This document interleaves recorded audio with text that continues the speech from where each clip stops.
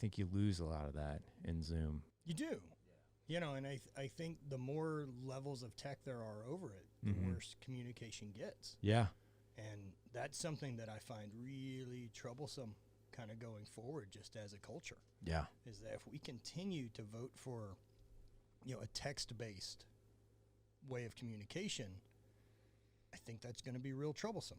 I think we've already started to see it, and we're going to continue to see it. Like we learned pretty early on, right, like in communication classes and stuff like that 99% of communication is done non-verbally. I mean, traveling outside of the country, right, I've been able to manage translating what I'm trying to say to someone in most circumstances. I can't argue or be, you know, get myself around a country per se, but I can communicate.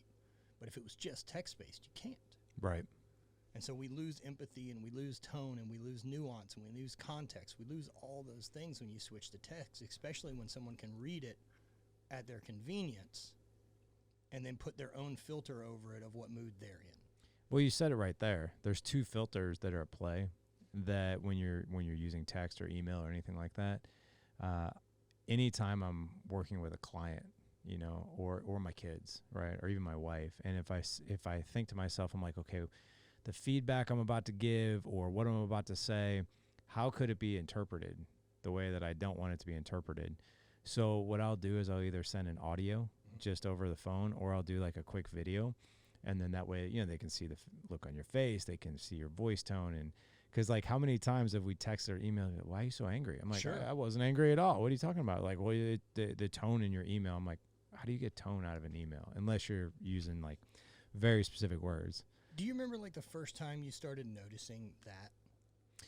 I remember the first time I actually discovered texting, and I was like, I literally do, and I was like, wow, this is so cool. But I do remember like early on in like my wife and I were celebrating 20 years this year, and we'll actually, as we're recording it, I think we're 2 weeks away from our 20-year anniversary. Hell yeah, man. And I can't even tell you how many times before I learned just that little trick of like, okay, depending on what I'm going to say, could she take it another way? Because early on in our relationship, I can't even tell you how many times we're like, you know, well, why are you attacking me? And I'm like, what? I was like, I was just asking what we were eating for dinner. Well, you know that I don't cook that well, and I take those things personally. And I'm like, I was just asking what we were having for dinner. Right. Right. You take it under your own triggers and your own context, and you can allow it to come out in the tone that you want. Yeah. Yeah.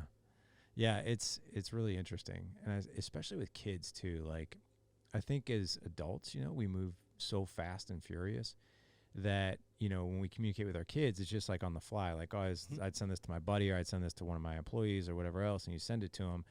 And sometimes, you know, I'll come home and they'll be like, did you have a bad day? I'm like, no, why? And they're like, I don't know, that text I got from you, it just seemed like you were angry. I'm like, oh my God, no, I just was getting right to the point. That was all, you know?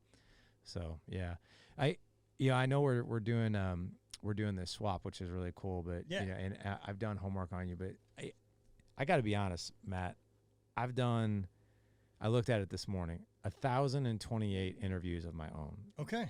Not including ones I've been on. And I'm sitting here and I've watched your story for so long, and all these things that you're doing. And I always have some context of where I want to start. And I always like to start with how they grew up. With you, all the things that I've seen you do, especially that I've gotten to know you for the past couple of years, I'm like, I don't even know where to start with what this guy's been doing for the past 2 years, let alone. But I'm curious, man, like, what was your upbringing like? Yeah, I recently got to do an episode with my mom. My mom's going to be turning 70 soon, and you know, my dad passed in 2014, so we sat down and talked about it. And I think there's a huge shift in being an adult, right? When I want to have the conversation with my mom of Matt Vincent as a 40-year-old man who's interested in Evelyn Vincent's life, not the fact that we're related. Right. Right? So being able to kind of objectively look at my childhood, one of those things we talked about, I grew up in a strict household, right? Like there was discipline, there was physical discipline. There was, you know, anger from my dad when things were bad. There were consequences for my actions, some of which I may have agreed with or not, but I definitely knew the line before I was taking any decisions. But with that said, I got that side of it, but I also got a ton of love. I got a ton of support, not just from mom, but from both. Like, I don't have any doubt whether or not my parents were proud of me. I don't have any doubt whether or not, my dad wanted the best for me. I'm sad that I can't share, like, where life is now with him, since he passed before really any of this lunacy took off. So it was great, man. Like, I really got lucky. 1983, small town, Louisiana, Sulphur, Louisiana, 25,000 people. We have one high school that everything funnels to.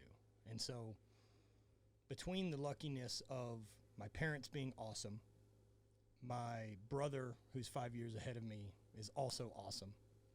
He's a valedictorian in high school, was an All-American football player, went on to play at Texas A&M, and then a few years in the NFL. And so I got to watch that. Like, I got to see someone follow, let's say, quote unquote, the right path, right? Like, this path to what standard success looks like. Make good grades, please the people around you, be successful, be in the top ranking of whatever it is you're doing. And so I got to see that be beneficial. I had a great role model in that. And so followed those lines and got lucky enough that I was gifted athletically and had support behind it. I don't remember choosing to play sports like as a much younger kid, like at, I don't know, whatever age you start playing soccer, like 3. Yeah. I just remember it was time for soccer. Right. It wasn't till later on that I got to have some input of like, I don't really want to do soccer, let's focus on baseball. Or I think at 14, I quit playing baseball because I was ready to focus on something else. But there was going to be something being done.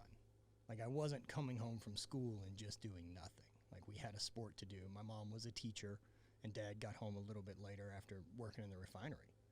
And so we were active. We didn't spend a ton of time in the house. We were outdoors a lot.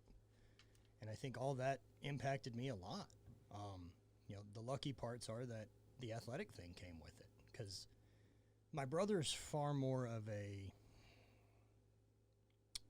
my brother's really smart and has been successful and has done everything, but I would say more followed the standard path, right? Like, married his high school girlfriend, has had a couple kids, and is building a great career. I'm a creative weirdo, man, and have been forever. Like, I was more interested in art classes. I didn't do that great scholastically. I did well enough to not be bothered, right? Like, I knew that I got in trouble for having C's, and so I made B's. I'd made A's one point to prove I could, and I didn't feel any differently from it, and so I didn't continue. Like, I just didn't give a shit. Mm-hmm.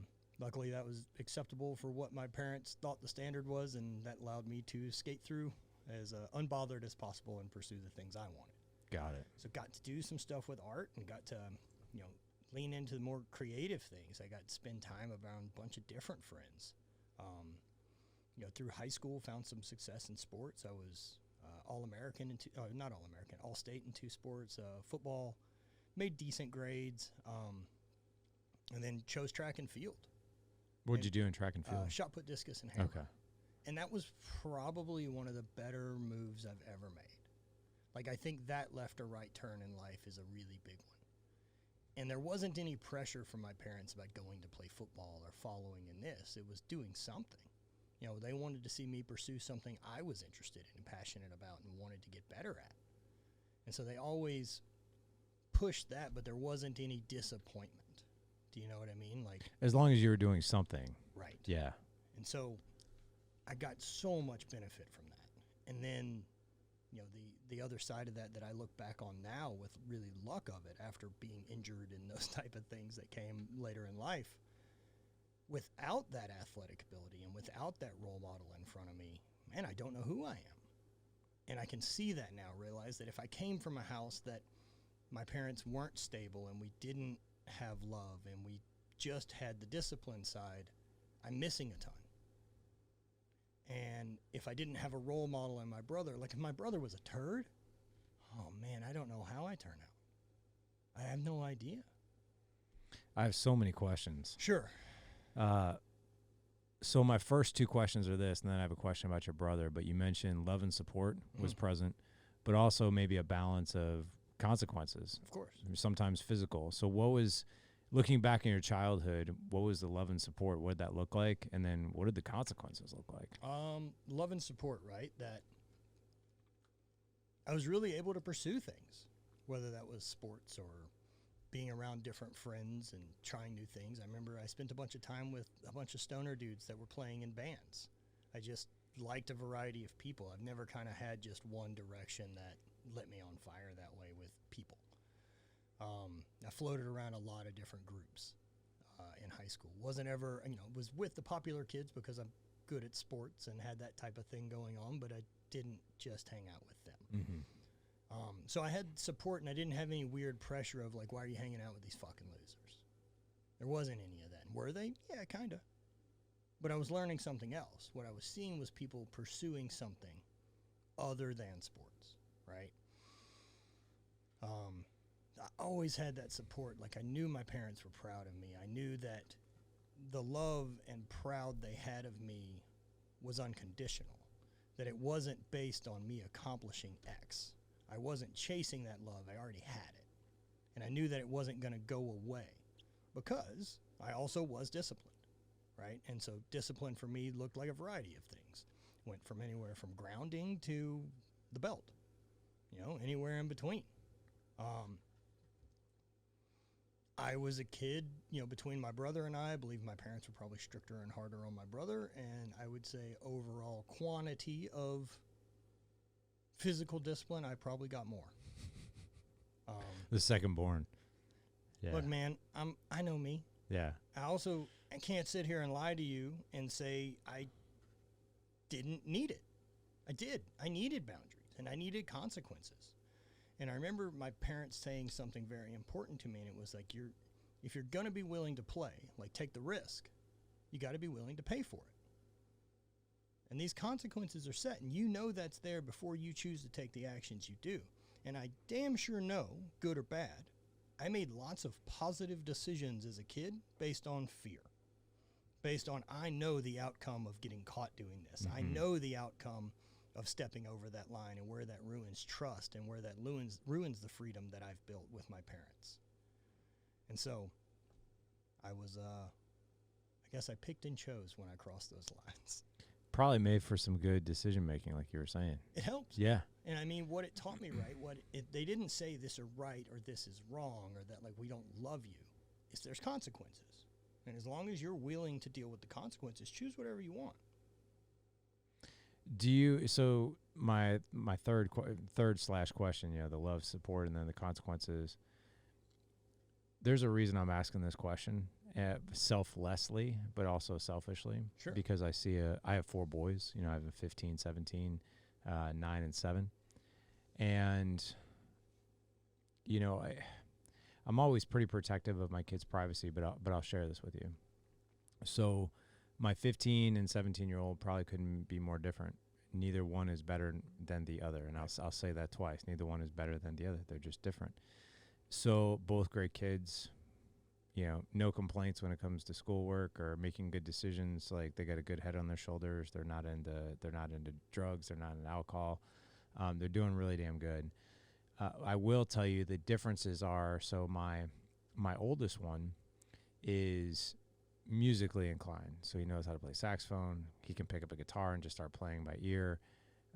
He can play drums, piano, sax, bass, like I said, guitar, and I can play the triangle if I'm lucky, right? No, I'm terrible. I tour managed for a band for 5 years. Oh, yeah. I can't even do enough for sound check. Right. Terrible. But what I see is he's got these, and plus he's an unbelievable communicator, very empathetic person. Now my 15-year-old is, you give him a ball, he knows exactly what to do with it. He's phenomenal. He plays both offense and defense on football. Starter. He's a center.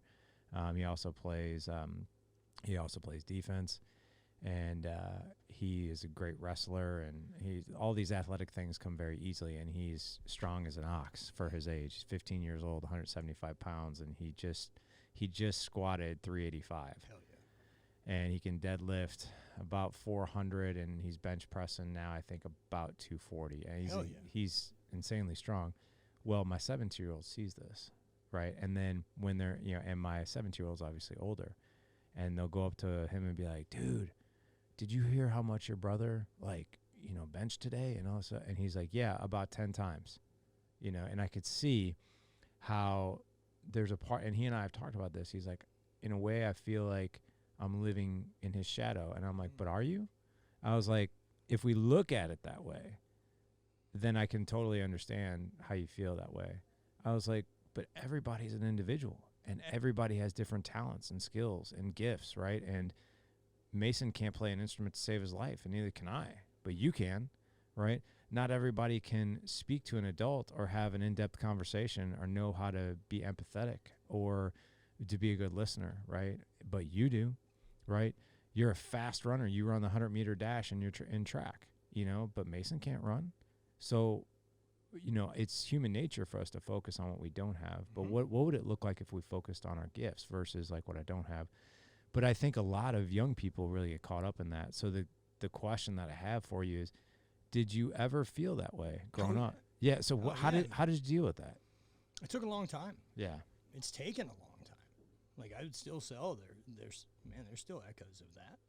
Like, that's still something I get to deal with, right? Like, every once in a while, I'll figure a trigger that pops up, and I'm like, oh, fascinating. That's still around. Mm-hmm. Have the awareness of it to be like, okay, that's still there. Interesting. Comparison is a thief of joy, right? Like, that's it. And that comparing yourself to this other person, like, they've got it. If I had that, I'd be happy. And that's not how any of it works. I didn't get it until a later time. And there was a really pivotal conversation I had with one of my high school football coaches, guy Riley Reed. I have no fucking idea what Riley's up to, but I wonder if he even remembers the conversation. Shout out to Riley. Right? But this moment was senior year playing football, and I'm being recruited by a handful of small schools around Louisiana and stuff like that. And I'm not the football player my brother is. I'm not 6'5". I'm not 310 pounds. I don't run a 4.7. I'm not being recruited to play Division I football by everyone in the country. I also don't have a 32 on my ACTs and a 4.0. I'm not pre-law. No one's wondering if Matt's going to become a lawyer or a doctor. These aren't in the cards. And so, man, I felt a lot of insecurity around that. Had a couple things that got lucky. One would be that conversation toward the end, and another one was that we weren't ever in high school at the same time. And I think that saved me a lot. I think if we'd have both been in high school at the same time, I would have struggled a lot harder. There would have been a lot more comparison. There already was. I mean, it wasn't like there was a mystery what position on the football team I was going to play. I'm playing the one he did, right? They're putting me directly in it, nepotism, whatever you want to call it at that level of coaching or whoever it is. Like, the other Vincent did well here, put him there. And the conversation I had later on with that coach was after a practice, and he was kind of getting on me about just dragging ass, like not really having it. It was toward my senior year, and I know I was a little lost. And he was kind of saying to me this, that recruiting's not going to work if you're not putting in the effort. Like, if you're not playing at your best, like you being recruited out of this, they're focusing on your gameplay, not the team. So you can't let that affect. And he's doing all this, and I imagine he has seen me turn off and zone out and not listen to him. And he stopped, and he was like, hey, man, you don't have to play college football. And at that moment, I wasn't aware of that. And of course, right, that like I have choices, I have options. And that alone was a good one for me to separate from being behind my brother and trying to follow him to college. I mean, even during college for football, right? Like, I'm attending football camps at the place he's playing football. Of course, and I loved all of that. But you can't help get out of that comparison. And luckily for me, I was also doing well in track and field and was able to take a scholarship to LSU to go do that. So that separated our paths already. And which also gave me an athletic thing that I was good at, that I was better than him at. And then later on in life, right, like it comes back around. My brother, helped me get into the line of work I did after failing at entrepreneurship after college, and the comparison's there. I worked for him for a while and continue with everything else until the point that we both find strength sports again and get into strongman. And my brother succeeds in it really well, becomes I think he finished like second or third at nationals as a pro one year behind like Derek Poundstone and another guy. So I'm doing strongman. I'm doing well at it, but I'm not at as good. I don't have the skeleton, man. And we ended up, trying a couple different things, and I found Highland Games, and it immediately clicked. Like, all of the skills that I had been building since middle school of throwing shot put, I was like, oh, they all apply. And so turned into that sport and quickly found success in it. And then later he became a professional in it. And we competed against each other for a number of years. I was always better than him at the Highland Games. And it was also interesting to watch him handle that, because there wasn't any bullshit. Yeah, how did he handle that? Great. It's good. Proud of me. Yeah. Always happy. There wasn't ever any bullshit. And so, a lot to be said to him for that. Getting out of that shadow is tough, though. Like, at some point, you've got to choose your own path and lean into your own gifts. Those gifts for me, where I realize I have it, is the creative side, and where I'm more of a risk taker than my brother. And so I've built my life to be able to continue to lean on that and chase the things that interest me. And not that I need validation from anyone else to chase those interests, but I do them because they set my soul on fire. And it's my job to tend that flame when I find it, not anyone else's.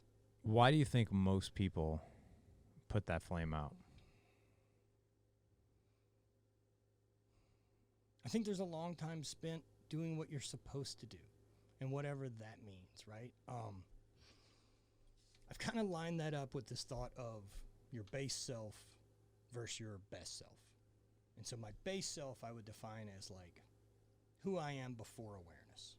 This is what the parental environment I grew up in looks like. This is my exposure to religion. This is my exposure to discipline and intimacy and how my parents handled money. Were they entrepreneurs? Did they work the same job forever? And that shapes a lot of our ideas and expectations of what we should become. At some point, I have the awareness of following that path to a certain extent, because there are lessons from it that do copy over. And until you figure out your own path, I'd follow one that's still helpful. And when I found my own path, it was time to separate from it and realize I don't need permission to separate from it. And even more so, if I look at my parents' life and where those expectations come from, did they choose the route they went to, or does my dad work at the same place that his dad worked at? Because he did. So did he pick that, or did it find him? And those are two very different pursuits in life for me. Are you choosing the things, or did they come from pre-installed from the area you grew up in and the people that you were around? And so my best self is figuring out if the actions and surroundings I have create that big of an impact on me, then right now I can choose to start surrounding myself and taking actions that make me into who I want to be in 5 years. And so I can shift that and start creating the best version of myself. What are the actions the best version of me takes? How does the best version of me handle stress? How does the best version of me handle all of these things? How does he handle intimacy and relationships? Does he financially understand things and how to invest and actually make money? Or is he going to follow the old route of what he was told is the right way to do it? Because so far, that one hasn't echoed to me the same. And so I've stuck with me. There's a thought that I have that I can't help but ignore it as you're talking. You versus, I think, the masses, right? And I would even say now me as well. And that is being a human being and not a human doing, right? So a lot of people, I think they ignore that awareness. I honestly think a lot of people are scared to become aware, right? To even sit in silence, to think about what it is, what do I truly want? What does my best self even look like, right? Because I just got to get to the next thing, or I got to get to my job, or I got to go do this thing, or I got to go to Little League, or I got to run the kids here, or I got to do this thing for my wife. And I think a lot of us just get caught in that trap of, I just got to do the next thing. Hey, you want to hear actually a really funny story? Hell yeah. So my wife, we've been married for 20 years as of this year, like I was saying, and we have 4 boys. And my wife is like, she never stops, like ever. Like even my kids recognize it now. They're like, Mom, you never sit down, like ever. And my wife cannot sit still. And I think that there's a part of her, it was really interesting. So we just got back from Hawaii. Okay. It was like one of our. That's why you got this nice tan. Right. Yeah. It's it's our. It was a bucket list trip. We did it because we wanted to renew our vows in front of the kids on the beach, and we did. And but anyway, we literally unplugged for 12 straight days. Like, I did not do any work. It was awesome, you know. And she wasn't chasing laundry. Mm-hmm. She wasn't chasing the grocery store. We weren't running this kid to soccer, this one to football, this one doing this and this and this one. And I just got to see her chill. And I pointed that out to her. I was like, it's really refreshing. I make her sound like a ball of stress. She's not, but she's busy. Sure, those are different things. Yeah. And she, so she had this time to chill, and I mentioned this stuff to her. She's actually not much into personal development at all. It's just not her bag, but she enjoys watching me do it, I guess. Sure. And I said, I asked her, I was like, it's really refreshing seeing you just kind of chill out, enjoy, reflect, sit back, not have to do much. And she's like, yeah, it's nice. And I was like, what does it mean to you if I say, when we get back home, what would it look like if you were more of a human being instead of such a human doing? And you are such a human doing. You do everything for everybody, and we love it. But we also see you run yourself down. Like, what would it look like for you to do that? And my wife, like, literally was like, I have no idea what that looks like. Right. And I was like, well, what do you mean? She's like, and here's the first question. You'll find this comical. Well, what would I do? And I'm like, no. What do you want? What would you be? And she's like, I don't know. Right. And you could tell, like, it kind of triggered, like, it's sad. A bit of an emotional response for her, where she had that awareness, right? But I think when you trigger somebody's awareness of, like, oh my gosh, like, all the things I'm doing, busy, do this, on to the next thing, it becomes like, well, wait a second. If I did have that time, what would emerge? Like, what would I be? What would I do with that? Do I chase that? Do I ignore it? It's scary, I think, for a lot of people. So to be in your shoes, and like I said, I've been watching you a long time. I see you traveling and doing so many different things. I scratch my head sometimes, because I'm like, that's really, I think, terrifying for people, because if they're not busy doing the next thing, they just don't know what to do themselves. I guess, like, I would look at that stuff, right? Like, identity. Yeah. Is kind of how I would address it and think about it, right? That, like, I think a lot of times when we see people go from, adolescence directly into adulthood and into parenthood, we attach a lot of identity to the things we're doing. This title of mother, this title of father, this title of business owner, whatever it is, becomes us. And look, my own, right? Like Highland Game World Champion, like, there's identity attached to that. Being able to disentangle from something I've done or something I do and who I am are different. And at this point, I'm Matt Vincent. I do lots of amazing shit. I'm not Matt Vincent, the world champion. Like, the Highland Games thing that I did won't be the greatest fucking thing I ever accomplish. But I do think that there takes some time in that development where you have to get off of just being reactionary every day. I think it's really easy to notice, when did I have a moment of that? I had a moment of it with my wife one night. Bonnie and I were laying around, and she had sat up in bed for whatever reason and, like, pulled the covers off of me, right? And so my immediate thought was to grab the covers and cover back up because I'm cold. And for whatever reason, had another thought, and it was, I don't have to do anything. I don't have to react because she moved. And so how many of my decisions every day are just done in reaction to what was set in front of me the day before? And I look at that as just being reactive to the plan. But there's got to be some time for, like, positive movement, right, towards something else that you're working on. And I think that pursuit gives purpose, that having meaning behind what you're doing, having an intention behind the actions you're taking, really makes a big difference in figuring out identity. And I think part of that, right, like Art of Impossible or any of these other books talk about following curiosity. What is it that makes you curious that you'll be interested to learn about? Because anything I've been successful at, I'm curious about, and then turns into obsession. Outside of that, I don't really know a great route to success. Yeah. What do you think is the launching pad for this, though? Because I think, if I even think about guys in our community, right? And so, like, we just went through this process where I'll be really honest. I don't know a thing about marketing. Sure. Like, not join the club. Fucking join the club, man. I'm 9 years into this. I have no fucking clue what I'm doing. It's I am too. Same thing. 9 years, and I hired this consultant, and basically to look at our mastermind landing page, because I was just like, we get plenty of applications and a lot of traction on it, but I'm like, I'm just curious, like, could we say things better, do things better, And he looked at it, and I told him, what our downloads are for our podcast and the traffic to the website and all that sort of stuff. And he was like, how many Facebook ads have you bought over the years? And I'm like, not one. He's like, what? I'm like, not one. I was like, I don't even know how to do it, man. Yeah. I was like, I've never even been to the Facebook ad page where you go to buy one.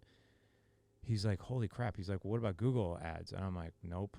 I have no clue how to do that either. He's like, dude, this is really impressive. He's like, well, what do you know about marketing? I was like, nothing. I was just advertising. Really, I was like, I see commercials, right? Some make me laugh, especially the Super Bowl. I was like, but I really want to know, like, what does this landing page need to do? And I thought he was going to spend 30 minutes on a call with me, and he was going to just tell me what words to use. Well, he went off and he's like, let me come back with some things for you. I'm like, okay. He came back with this entire avatar. Mm-hmm. And he's a dad himself, so he knows it. He's married and divorced right now, but he knows it, and he's just like, he came up with this avatar by the name of Steve, and he's like, this is Steve's life. He wakes up, he has a cup of coffee, he looks over at his wife, has a decent relationship, wants it to be better. He's probably driving to a job he doesn't like. He takes a crap, like whatever. He just gets through the day.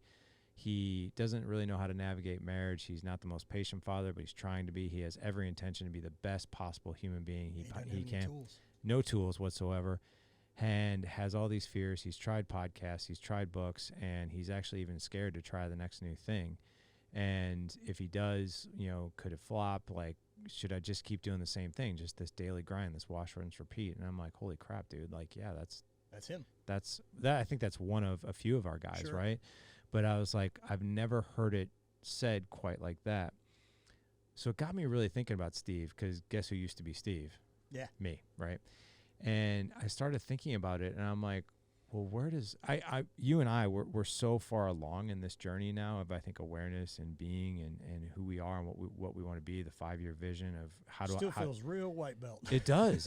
You never get, but we're further along than we used to be. But here's what I'll tell you. I remember being Steve, and I remember being like, I don't even know where to start, so I don't even think I'm going to start. Yeah, I remember the same. Yeah, so like coming to that awareness, maybe being a human being, finding that identity, and you ask a guy, hey, tell me about yourself. What do we do first? Well, you immediately go into job, right? Job. You start talking about what you do, not 100%. who you are. Exactly. And that's tough. Yeah. That's a tough thing, because, what is the first answer? Yeah. Like, if you don't say what you do. Yeah. It's interesting. And also, like, our jobs are a disaster, so. Right. Do you know what I say to people who don't know who I am? I had that job when I was a teenager, but I usually just say, I make a living on a microphone. And they're like, oh, you're on the radio. I was like, no, I have a podcast. And I'm like, wait, for what? And then we go into it. But anyway, I remember, being Steve, and I don't even remember how I remember I started reading books and podcasts and all that, but it wasn't really in like, who do I want to be? And every time I hear that question, I think of anger management, when Jack Nicholson is asking Adam Sandler that, and Adam Sandler just gets frustrated. He's like, I don't know what the hell you want me to say. But if we were to give advice to Steve, like, where does Steve even start? Man, the fact that Steve's even having thoughts about wanting to change something is a plus. Well said, yeah. The fact that you're even there and having some acknowledgement of the continuing to take the actions that you've been taking will continue on the path that you're on. And if you want to change the path you're on, we have to take action. And there's one thing about listening to a podcast. There's one thing about reading books, right? Or going to a retreat or doing any of these things. And those are a moment. Like, that's a spark of a fire. Like, that's finding that ember, that flame. Now, your job is to tend that, and that's how you integrate what you learn from each of these new things. Because if you're not integrating this shit and not changing the actions that you take, you're just going on vacations. But if you come back and take the same actions, you will follow the same path. That's how it works. You are those actions you take. Those actions predict the direction you're going, not what you say, not what you're reading, not what you're listening to. It's, Alex Hormozy, right? Like, it's not the daily affirmations that you say in the mirror about how great you are and how much success you're going to have. It's the evidence that you stack up every single day saying that you are that person. Because I get up and I do this thing. I go to this person. I take myself seriously. I do the journaling work. I do the self-discovery work. I am integrating these new things. I did separate from people who have this old mindset that I don't want to be around anymore. Like, those are all the choices that Steve's got to start making. And they're scary because our ego's job is to keep us safe. That's it. That's all it gives a shit about, is it keeps us safe, and it'll build an excuse for why we stay there. Because as it knows right now, we're not dead, and that's its goal, to keep us. And so it becomes hard to try something new, man. It's scary. It's embarrassing. I should know it. There's that weird fear that we all have of like I'm a terrible carpenter. Like, it's not my. I don't know. This table looks pretty good. I ain't fucking making this. Wrote a check. But one of the reasons, like, I'm a bad carpenter, right, is because I've probably spent 30 minutes giving any effort to it in my entire life. Like, people aren't born genetically disciplined. People aren't born genetically aware. We're not born any of these things. Some of us get predisposed to it in an earlier basis. But discipline is a choice. And, like, you can take action and become disciplined. If you want to become a runner, all you have to do is run today. That's it. And then you become a runner. More importantly, what are you learning from running? Not, there's some destination I'm going to reach, and when I'm a runner, people will feel proud of me. I'll be proud of myself when I run this marathon. And people do that shit all the time, dude, where I did this thing and I got there and I thought I would feel this way afterwards, and it never gives it back. The journey is always what you're on, and you should always be in transition to becoming a better version of yourself. And getting Steve to take action, to start building confidence in himself that he can fail. And not only that, but the mindset to understand that failure is part of the path. That the job is to continue sharpening your skills, to try a new test, to push yourself, pass or fail. You've learned something. The failure doesn't mean you can't. The failure just means this wasn't it. That is the hero's journey, right? Like, you're supposed to be on your own hero's journey, where you take time to realize your purpose and what dragon it is you're going to go slay. You take time to train and build your skill set up to go slay that dragon, whatever that goal is. And then you go slay that dragon. And then the hero returns to sharpen his axe and get back to it and go slay the next dragon. There isn't just one. So getting Steve to start taking action and integrating these things into his life has got to be step number one, for him to start saying, I'm worth the action. I'm worth the effort. I'm doing these things for me, not because I'm waiting for something to tell me I'm worth it. 100%. I think the failure thing is what scares people off the most. Yeah. What if, and I also think a lot of it has to do with expectations. It's I think like they're borderline useless. I do too, so I'll share this with you based on what you just shared, and this to give you a glimpse into some of my own fears, right? So I'm only 170 pounds, but I grew up a fat kid, and when I was 19, I did a bodybuilding show, and then I got really excited to do them, so I kept doing them. Now, obviously, I was never the biggest dude ever, right? But I would get as lean as I possibly could, and that's how I did okay in these shows. And I just did them for fun. And then the last one I did was like 2002, and then I got married, and then I had a midlife crisis, did one in 2011. And my wife was like, this is the last one, right? And I was just like, the whole time I was doing it, I was like, why the hell am I doing this? Like, this is dumb, and that was kind of my attitude towards it. And I think I did 11 shows from 95 to 2011. And every one that I did, it was always based on where am I going to place? That's the end all be all. And so you've now given control over this experience to some judge who wasn't involved in any of the process. 100%. Got it. Right. And so now, you're older, you're wiser. My 15-year-old son, it was last January. All right. It was December 31st, 2021. And his birthday is on January 1st. So we've done the same routine as a family every single year. we're all home. The kids have friends over, and then at midnight, everybody kisses each other, Happy New Year's, and then my 15-year-old will blow out his candle on his birthday. Right on. But then we sit there and we talk until about 1:30, 2 o'clock in the morning about like, hey, what is Team Hagner going to do this year? It's going to be really big, like these big audacious goals for the year, right? And we go out and we actually do them. And my 15-year-old goes, and at the time he was 14, he goes, you and I are going to do a bodybuilding show this year. And I'm like, what? I was like, dude, you're too young. I was like, you can't do a show. He's like, no, I'm not. I looked into it. He's like, 13 to 19, that's a class. And I'm like, are you serious? And he's like, yeah. And he's like, and there's one on April 29th. And he's like, that's 16. And I was like, that's 16 weeks away. He's like, yeah. He's like, so I really want to do this. And I'm like, he's like, and I want you to do it with me. And I was like, at the time I was 195 pounds, probably 20% body fat, throwing back another beer on New Year's, right? And I was like, Mason, I was like, dude, your dad is not in competition shape anymore, right? And I was like, I'm not gonna, I promised Mom and all this other stuff. And then this is what grabbed me. He goes, yeah, but Dad, we'll get to work out together every day. And I was like, I'm in. Yep. But here's what I did. I sat down, and it was a very different, you talk about expectation, right? And we talk about this fear of failure. And I decided, and you mentioned the word journey twice when you were talking. And I told myself, I was like, this time I could give 2 shits about how I place. Don't care.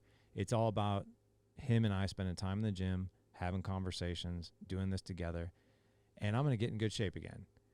And this time, I don't care what place I get. I'm actually going to enjoy the fact that I'm in good shape again, and I'm going to enjoy just being in good shape, and I don't care what I do. And we did the show, and it was an amazing journey. And we both did great, but that wasn't the point. The point was I stopped and I was like, I'm not going to put expectations on this. I'm just going to simply enjoy this time with my son. I'm going to enjoy the fact that at times we're going to feel like total shit. I'm going to enjoy the fact that I don't feel like working out, and we're both going to somehow, some way push each other to work out. And I'm just going to enjoy it. And I did. And then the outcome just became the bonus. That's it. But I think a lot of people miss that. They're so focused on it's at the end of the rainbow. It's got to look like this. And if it doesn't, failure, and you've been on many journeys yourself. You've been on a weight loss journey. Mm-hmm. You've been to the top of many mountains, both, I'm sure. Literal and metaphysical. That's what I was just going to say. Sure. And you're right. You get to the top of that thing. Me and my kids, we do 14ers together. And you're looking at that summit the whole time. You get up there, you're like, yeah, wow, it's beautiful. And then you come back down and you're like, it wasn't the summit. Never is. It was the up and down part. I challenge anyone out there to find me a book that's written about the view of Everest. Yeah. No one gives a shit. Right. Exactly. Yeah. The view's a side effect. Yeah. The view's bonus of what you accomplished in the journey and the delayed gratification and the real motivation of dopamine that comes from dying for a thing, right? That that you're willing to put it on the line and risk it and be vulnerable and fail, right? Yeah.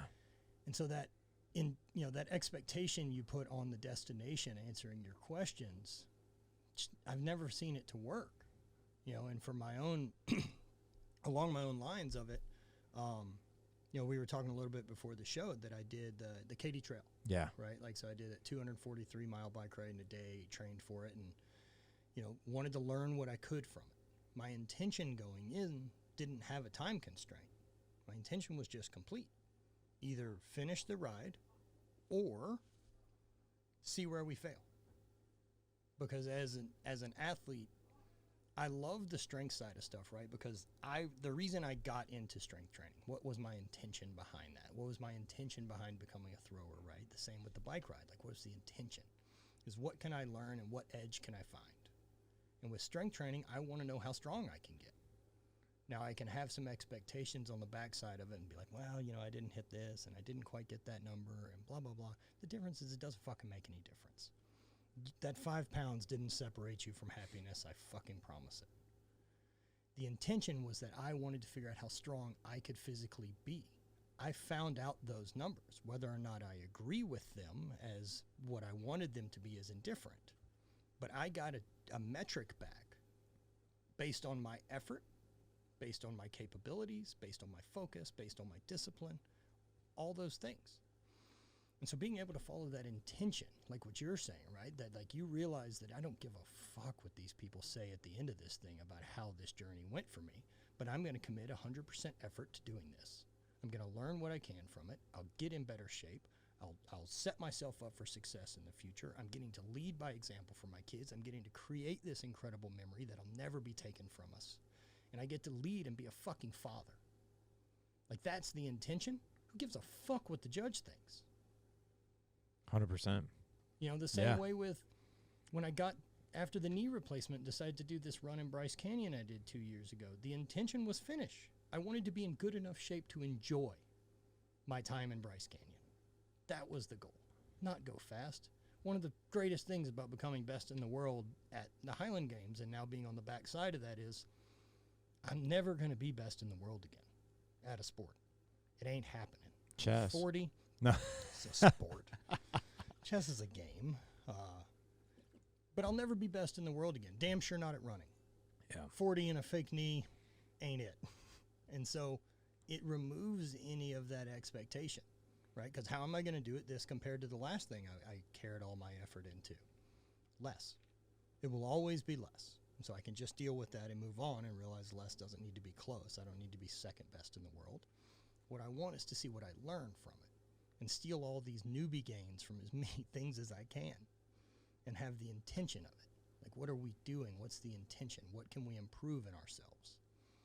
And I think that makes such a bigger difference in mindset of why I'm doing things versus I'm waiting for an expectation. Are you familiar with your group? Have you guys dove into, like, Gap in the Gain?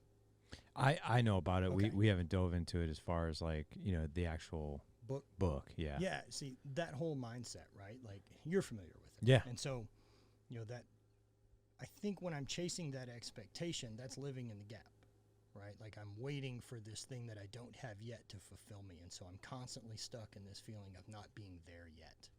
And once I get it, then I'll have it, right? But it's accomplishment after accomplishment after accomplishment that you still feel the same. I think that's also described as like the hedonic treadmill is another version of kind of explaining that feeling, that our base level of happiness and fulfillment and self-worth stays about the same. We get a moment and a spike when we buy a new thing and we have an external stimulus, but it's about raising your own level of that so that your happiness is the same all the time, right? That it's not dependent on the house I live in. It's not dependent on someone else patting me on the back. Yeah, that makes total sense. It goes back to you're not a dad, Nope. right? Yeah, you are married. I'm trying to, you know, we really try to help these guys. I love talking. You ever talk to old people? I'm sure you do all the time, right? Yeah, they're fascinating. Older people, Slowly reaching my way into that right? category. Right.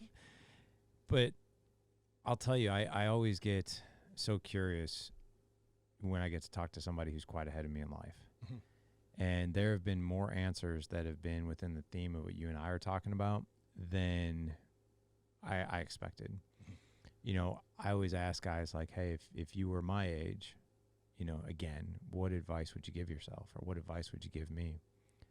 So I've heard a variety of things, but one overarching thing has really, really come to the surface, and that is I wouldn't have tried to do it perfect, been so hard on myself, and I would have tried to enjoy it more. Mm-hmm. And most of the people I talk to, you know, they're older, they're grandparents, and they're like, why do you think being a grandparent is so much fun? I was like, I don't know, you get to give them back. And they're like, yeah, that's part of it, depending on the kid. But it really boils down to the fact that my only focus with that kid at that point in time, my window of time with that kid is just to simply enjoy them. That's it. That's all I have to worry about. I don't have to worry about anything else. He's like, and as a parent, you can't be effective and do that, right? Right. But I would have done a little more of that. Yeah. Yeah. And just it's right in line with that theme of enjoying the journey. I would really love for you to put the lenses on with marriage. Mm-hmm. When it comes to this mindset. What advice would you give, you know, Steve, who's married, and it comes to this type of stuff? Well, I think a big chunk of progress in marriage really comes down to communication. As much as that's going to be the standard answer of everything, it's true, right? And so rules to live by. I follow the 4 agreements or 2, some that I try to adhere to in every way. And so I try to reflect that with my partner as well, right? Like, so be impeccable with my word, always do my best, don't make assumptions, and oh no, for the 400th time, I can't remember the 4th, don't take anything personal. And so in those, right, like communication, that's where I get a chance to be impeccable with my word.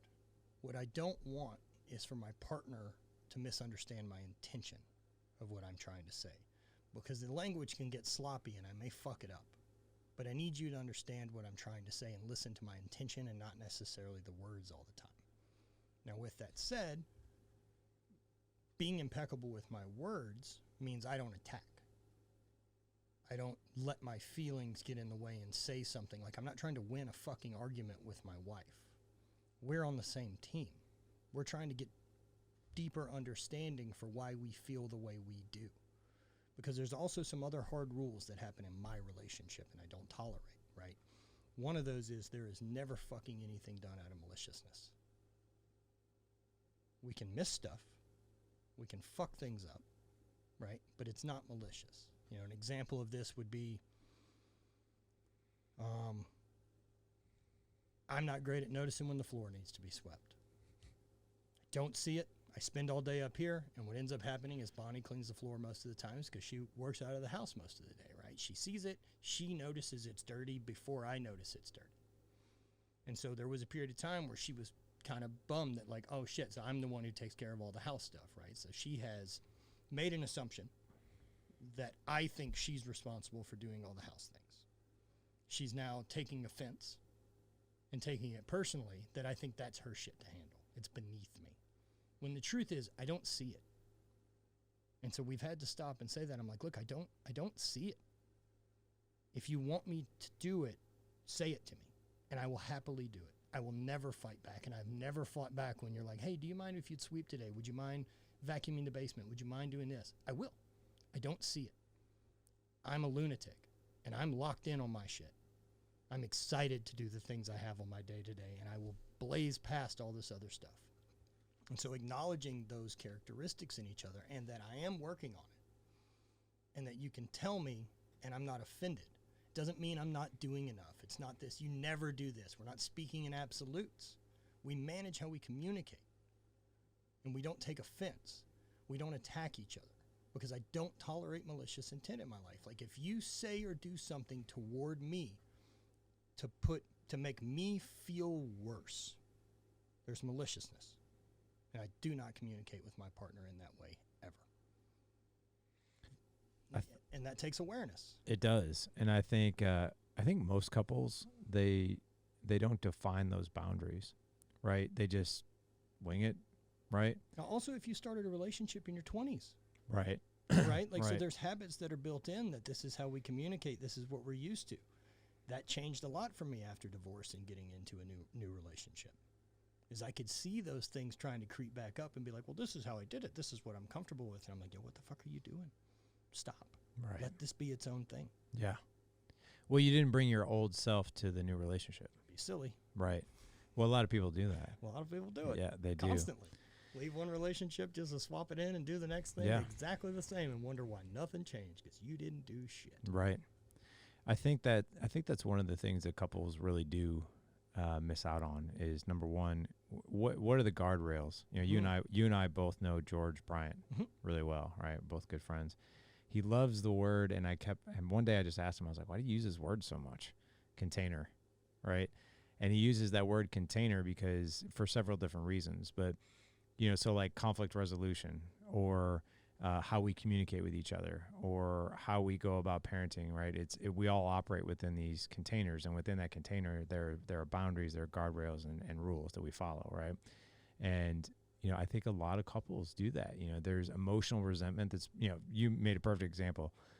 There's emotional resentment that builds up that if you don't see the floors, then you're kind of not seeing me. And if you're not seeing the floors, then I assume that you just think that this is my job, which what will happen is then emotional resentment builds up, and then, people kind of do. So then eventually in 6 months I freak out. Right. you know, or there's like these little malicious digs along the way, and you're like just snappy, snarky remarks, that kind of thing. But I think if people operated within the rules of like, hey, this is not the way that we talk to each other. Like me and Jessica, we have several rules that we follow. Number one is when we have a disagreement, we don't talk to each other any different than how you and I are talking right now. We don't raise our voices. The other thing too is we don't name call. I've known her for 26 years. I've never called her a bitch. She's never called me an asshole. Yeah, what a ridiculous thing you would do. Right. It's exactly just it's like. It's amazing to me that that's commonplace.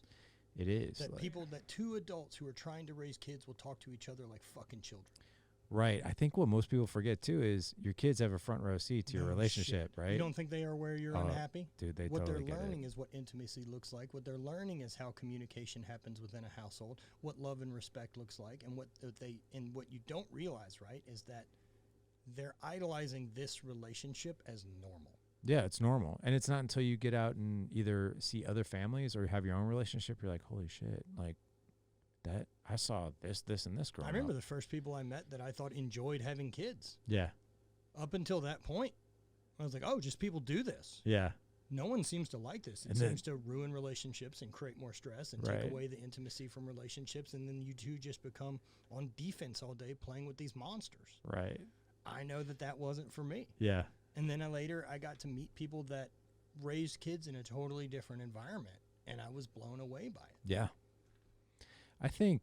I honestly think if you do marriage right, you'll also do the majority of parenting right. Now, how would you define doing marriage right? So I am much of the belief that, so you were a hammer thrower, right? Shot put, discus, hammer, all okay. the things. The reason I knew shot put and discus, but when you said hammer thrower, that one really stood out because one of my boys were asking me, because they both actually throw shot put and discus and track, and they're like, why don't we do hammer throwing? And at first I had like a brain fart. This is about 6-7 months ago. I was like, what exactly is hammer throwing? I don't even remember. We had YouTube, and I was like, oh my God, look at these dudes. Yeah, I think there's only like 2 states that allow it. Probably, yeah. Yeah. It's like Rhode Island and Washington. And yeah, kids yeah. get recruited out of there like fucking right. crazy. But even with just take shot put, for instance. I go up to the track with them, and we'll practice together, the three of us. I'm like, show me how to do this, and they'll tell me step by step how to do it. Now I know as a human being how to throw something, but am I going to throw it right? Do I know the proper technique? Do I know the recipe, or am I just throwing an 8-pound ball of whatever it is? I don't even know what it is. What is it? So 16 is the 16. collegiate. It's right there. That's my one. Okay. Shoe. Yeah, 7.26 kilos. Okay, so there you go.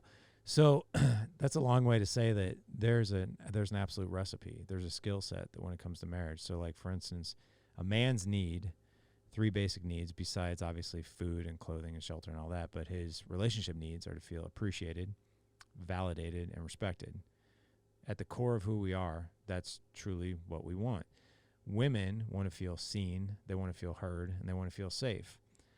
What happens usually is I'm speaking Chinese and she's speaking French. Sure. Right? Because I want my needs fulfilled. Sometimes most guys aren't even clear that those are the needs. And most women don't know that those are her needs. And we sure as heck don't know that those are each other's needs. So once I know those needs, I'm like, okay, well, now I know those needs. How do we fulfill those? So I think that is key. That's foundational. You mentioned communication. For men and women to communicate effectively, have you ever watched the YouTube clip, It's Not About the Nail? I don't think I have. Oh, God. Well, when we're down here, you got to Google it. It's hilarious. But anyway, it's a woman with a nail sticking out of her head, and she's having a conversation with her husband, and they're sitting on the couch, and she's like, yeah, like, I don't know what it is. I just have like this achy, horrible headache. It just won't go away, and all my sweaters are getting snagged, and it's just I don't know what to do. I don't know what's happening. And he's just looking at her like, he's like, well, you have a nail sticking out of your head, and she's like, it's not about that. And he's like, are you sure? And you can just see him getting so frustrated. Like, if you just pull the thing out, you'd be fine, right? Just solving a problem. And she's like, but you're not hearing me. Mm-hmm. And this is like, it's a 1 minute and 41 seconds. And finally, when he's like, gosh, yeah, I can understand why you're so frustrated. And you can tell it takes everything for him to say something like that. And as soon as he does, she just connects with him. She's like, oh my God, it is so frustrating. And then they like come together, but still it's like you see the pain that they're just not speaking the same language. So as men, I think it's really important that the majority of the time, we don't try to fix the problem. We just create that space, listen, become a boss at validating, right? Using skills like tactical empathy, using emotional labeling, that kind of thing. Like, but being a very good listener, listening for emotion and not just words, and then being able to reflect back that you are hearing her, right? So she does feel those things. But with me and Jessica, there's a couple different things. The way we communicate, we follow those rules, right? We don't name call. We don't raise our voice. I go out of my way to love her in the way that she needs to receive it, not in the way that I want to give it. What are their love languages? What are their love languages? But I also do things very publicly in front of my kids on purpose. So like I wasn't raised by a functional father figure, to put it lightly. My mom was married 3 times, revolving door of men in and out. Didn't even have a relationship with my biological father until I was 30. But I did have this amazing grandfather, and my grandfather just loved my grandmother, and he loved her very publicly and in front of people and very boldly and very masculine. He would hug her, he would kiss her, he would come home from work, and he was a blue-collar, tough, masculine, World War II truck driver, and he would dip her down every day and kiss her in front of us and in front of all his kids. And I'm just like, holy shit, even at 70 years old, he would do that stuff. She'd walk by, he'd pull her down on her lap and give her a kiss on the cheek and be like, I love you, you're so beautiful. So I think showing the kids that, my grandfather never said it. My grandfather never said, hey, this is how you love a woman. He just did it. Right, they did action. Just took action. And I think one of the greatest gifts that we could give like our kids is to show them what that functional relationship looks like. One other quick story. My wife and I were having a disagreement, and knock on wood, my wife and I don't have many of them. We've known each other for 26 years. We're really on the same page on the majority of things. How many normal people think that that's part of the deal? Right. Hey, at the end of the day, we're best friends, but we do have disagreements. And I'll never forget, probably a year or two ago, my oldest son came upstairs and we were sitting on the deck and we were having a disagreement. And he stopped in his tracks and he goes, Are you guys arguing? And he had this look of like absolute terror. And I'm like, kinda. And he goes, Are you guys gonna get divorced? And I'm like, we just started laughing. I was like, divorced? I was like, dude, no. I was like, actually, pull up.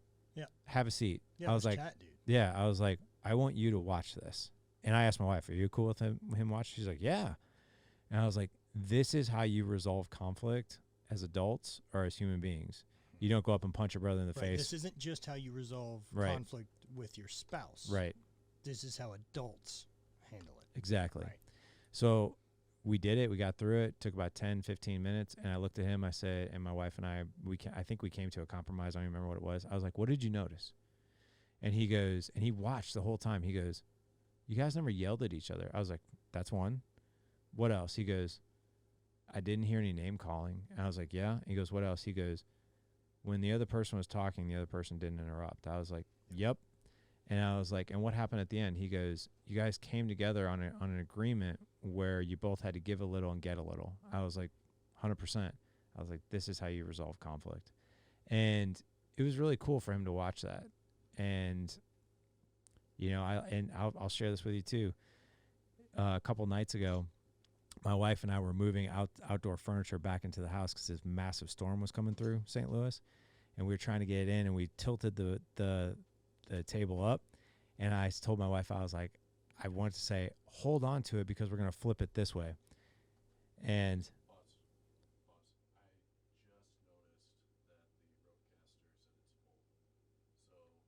we missed some of it, so give me a minute. I'm going to go grab Yeah, grab it. Yeah, sorry about that. No, you're good. That's one thing I didn't check. I think it'll still just record to audition. Yeah, it's still recording the audio. Cool. But it's recording the audition, and the switcher is still working, but the roadcaster has All right, check with Brant. Yeah, let me just Yep. check with it. If it's cool Yeah, yeah. But yeah, I just want to make sure I'm not just gonna sit there and watch it, and then all of a sudden. No, I appreciate it. Thank you, Drew. So, how's things been with the group? Are we still recording or no? I don't know. Yeah. Really, really well. I mean, we're the biggest we've ever been as far as memberships and as far as men doing life, and most importantly, you know, the men who come and learn things and get the results they truly want. I mean, that's where the rubber really meets the road, you know, when we can improve a guy's life.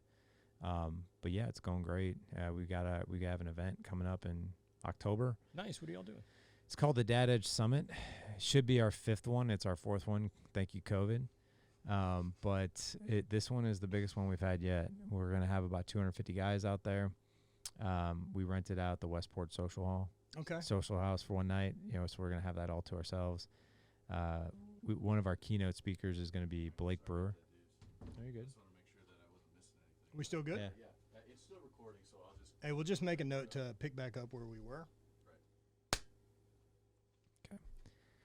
So, you know, what we really did with Ethan is we gave him some guardrails, you know, on conflict resolution. And like I said, he noticed that there was no name calling. There was no raising of voices. We came to a compromise. It was really cool to show him that example because I mean, it sounds like you came from a great home. My home was. My home got loud. Got loud? Yeah. Yeah. You know, my dad was loud, but I don't remember, like, dad loud at mom. Yeah. Disagreements were with us. Yeah. What was their relationship like? You know, lots of I love yous in the house. I mean, I wouldn't say Even from your dad? Oh yeah. Yeah. Yeah, I love you. I was told I love you. I hugged and kissed my dad all the way through. So he and mom were there. I wouldn't say that like they were lovey or terribly affectionate, but love, I knew it. You knew it was there. Yeah. Yeah. Oh yeah. How did your dad pass away? Pancreatic cancer. Oh my gosh. So yeah. 2014, kind of, you know, those are the moments, right? That either it just change things, right? Like there's moments of realization in life that I can't undo, and him passing away was one of them on a number of different things. You know, for me, that's what triggered the 1612 idea and triggered the idea of the marbles, and that didn't come around till a couple years later upon more reflection of it. But the big stuff that came out from him dying was, you know, they had plans and they had all these things that they were going to do, right? This, like, after having us off of their bills and plans of their relationship and where they were going to travel to now that he had retired or medically retired at some point due to heart issues, and then mowed lawns for a while, and then before he got diagnosed, right? So there's probably like 5 years in there while I'm finishing up college and doing some other stuff. But yeah, they had gone on a trip. My mom and dad had gone on a big trip they had planned where they took a train from New Orleans to New York, and then got on a cruise ship, and then took the cruise ship through the Panama Canal and back to California. Big trip. Jeez, that's huge. Rad trip. They loved it. My dad's now the 3rd generation in a row of Vincents that have gone through the Panama Canal. He was excited about. And when he got back, he just wasn't right. Like, he wasn't feeling good. Like, as soon as they got to port, like, something was going on. Like, he'd kind of developed jaundice, which doesn't happen very often. So he's kind of yellow looking, right? And they determined something's up with his gallbladder and pancreas, and then we later figure out it's cancer.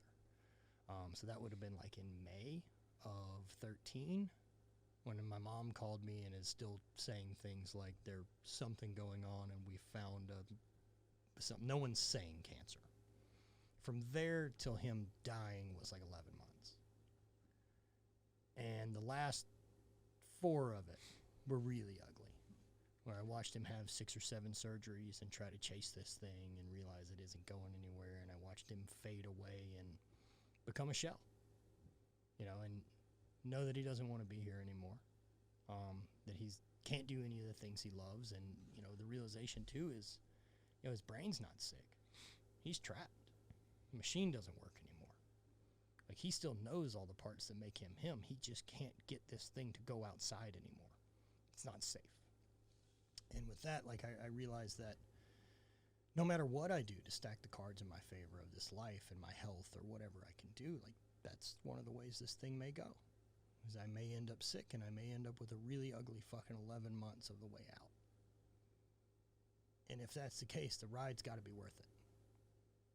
So I'm damn sure doing what I can control now, because I don't get to control that. I can stack some cards in my favor, right? Like I can manage my health and do some things that he didn't choose to do. But it can still go that way. Bad shit happens. Unfortunate shit happens. Mm-hmm. The universe is indifferent. It doesn't want me to succeed. It doesn't want me to fail. It just is. And, yeah, so for me, that really switched on the get to living. You know, and if, you know, the further depth of that, right, is he passed away the day before my birthday at 62, and I turned 31 the next day, and was just very aware of, like, halfway through life. Or halfway through the ride, and what does that really mean? Are we spending our time intentionally on what we're excited about, or are we doing what we're supposed to be doing and waiting for the success piece to show up and make us feel what we're supposed to feel? Or am I taking actions to go find it? And from that point on, like, there's no reason to hold back. Like, the story ends the same way for all of us. We already know the outcome. We'll be fucking dead. Die alone. We all do it. That is a solo fucking journey. We can have people around us and be surrounded by love, but make no mistake that that's a solo event. Until then, I'm on the gas. I want to see everything I can in this world and make the most of this life I have and learn as much as I can and share in as many memorable experiences I can and have as many moments that don't blend in to routine. And what is 1612? So 1612 is a number of weeks. At 31, if I was to die at 62, it's 1612 weeks. And that's what the marble. That's what the marbles represent. Yeah, the jar started with 1612, and as of Monday's reflection, we have 1132. What does that feel like? It's dwindling. Yeah. Yeah. I mean, it's true. Like, I know that. Like, I don't have any fear of death or the end of my life. It's coming. It's a silly thing to give any of my energy. What I'm in control of is the living part, right? And I want to put my purpose and energy toward that. And as that number dwindles out, like, that's my chance to have perception. That's my chance to be aware and be in gratitude for the opportunities I had this week, the challenges the universe presented me, and be able to look at it and say, am I following my purpose and my meaning and my fire? Or did I just give this another marble, another week away to obligation of what I was supposed to do? Because both of them end with me in the fucking ground. And when I get done with deciding how I spent that marble, it goes in the trash. I'm not a martyr. You know, I'm at the wheel of this. All the choices I have in my life, and whether I think they're ones I've made or they're not, they are ones I've made. I either have chosen to take action or I'm choosing to do inaction. But both are my choice. And I can't pretend they're not anymore. That makes total sense. You know, can I challenge you on something? Sure. And this is my own personal experience. And I challenge you on this because I'm insanely curious about it. So I bought a long time ago, it was that poster board of, like, the weeks that that you're going to live, right? And basically it's like these tiny, tiny little squares, right? You know what I'm talking about. And then every week, you check one off, right? You color one in, and that way you see how many you've lived. Yeah, and how many you have left. And I did that for a while. I was like, oh my God, that's like super motivating, right? To do that. And I did it for about, I would say, 4 or 5 months. Okay. And I've just found, like, when you mentioned every Monday at the reflection, I take one of those out. I found that there was a tremendous amount of stress and even, like, anxiety and even heaviness around it, like, constantly. And perhaps I hadn't spent enough time. And even as I say this out loud, that's probably what it is. I didn't spend enough time really understanding, why am I doing this? What is this all about? What's the meaning behind it? I just did it on a whim. I think I saw it on social media. I was like, oh, that looks cool. I'll hang it up and I'll do it. But I just found, like, this tremendous heaviness of, like, oh shit, look at that. Another one just went. Another one just went. It did force a lot of urgency for me to do things, right? But at the same time, I just felt like this tremendous amount of heaviness along with it. Do you ever feel that way, or is it? Yeah. You do? Yeah. Okay, so tell me about it. I like it. You like it? Yeah, it gives matter, right? Like that means, like that's how many weeks I have to do all the things I've ever fucking dreamed of, man. There should be a heaviness to that. That's my fucking life. And that's the life in front of me. It's not who I was or what I've done or these past experiences. The heaviness is I'm on a limited time to accomplish all of my dreams. And I also know I won't accomplish all my dreams. That is a never-ending list. My intention is to follow it. My intention is to continue becoming a better version of me, because a more disciplined version of me, a happier version of me, one that's more in control of my mood, one that better understands my feelings and has deeper awareness, one that communicates better, will continue to find more opportunity, will continue to be more successful, will be healthier long term to continue pursuing what he wants to with those weeks. Yeah, that heaviness is part of it. So that's what I felt. That's what you feel. And I appreciate that. The thing that I found is that, and I don't know if you've maybe been through this and maybe it's different for you now, or maybe it's the same, but I found that when I was taking action on things, right? Like we could be planning an adventure. It could be, doing this or doing that, experiencing this, doing something on our bucket list. I'll be honest. One of the ideas that emerged out of that exercise, you from Marbles, me coloring in these boxes, is I want to go to Hawaii. I've never been there, and I want to renew my vows with my wife on the beach in front of my kids so they can see this celebration. My kids didn't get to see the first time we got married, but I want to see them. I want them to see when we renew our vows. But the underlying feeling that was always there was like, the best way I can describe it was like, you better do this because there's a black cloud over you. There's a black cloud chasing you. So you better do these things. Versus when I took that thing down, what I found is going through that process, I liked it, but I found myself chasing what I wanted versus running towards it because I had this black cloud that was right behind me of reminding me. Does that make sense? That totally makes sense, right? And like that's just a different perspective and mindset, right? Yeah. Like that's where I alter. I'm not doing anything to get away from where I was. Right? Like I'm not trying to do that. I'm not trying to outrun the clock. The clock's running. What I do notice about time, and since time's my biggest motivator, right? Like that's my thing, is how much I have left and what I can do with it and how I want to be in control of as much of that time as I possibly can.